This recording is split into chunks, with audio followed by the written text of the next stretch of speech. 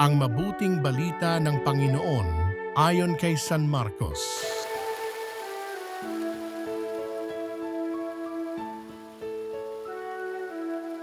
Noong panahong iyon, nakita ni Jesus ang napakaraming tao.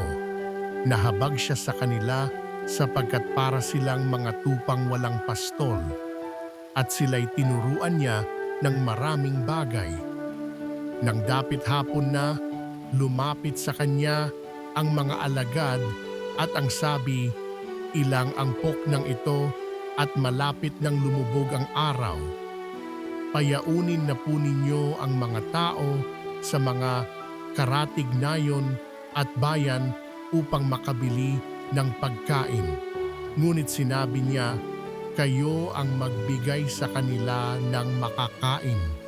Bibili po ba kami ng halagang 200 dinaryong tinapay upang ipakain sa kanila? Tanong ng mga alagad. "Ilan ba ang dala ninyong tinapay? Tingnan nga ninyo," wika niya. Pagkatapos tingnanan ay kanilang sinabi, 5 po at 2 isda. Iniutos ni Jesus na ang lahat ay maupo ng pulu-pulutong sa damuhan.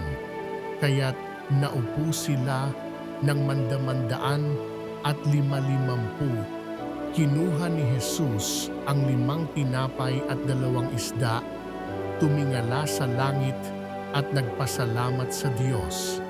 Pinaghati-hati niya ang mga tinapay at ibinigay sa mga alagad upang ipamahagi sa mga tao, at pinaghati-hati niya ang 2 isda at ipinamahagi rin. Ang lahat ay nakakain at nabusog. Nang tipunin ng mga alagad ang lumabis na hati-hating tinapay at isda, nakapuno sila ng 12 bakol. Sa mga nagsikain, 5,000 ang mga lalaki.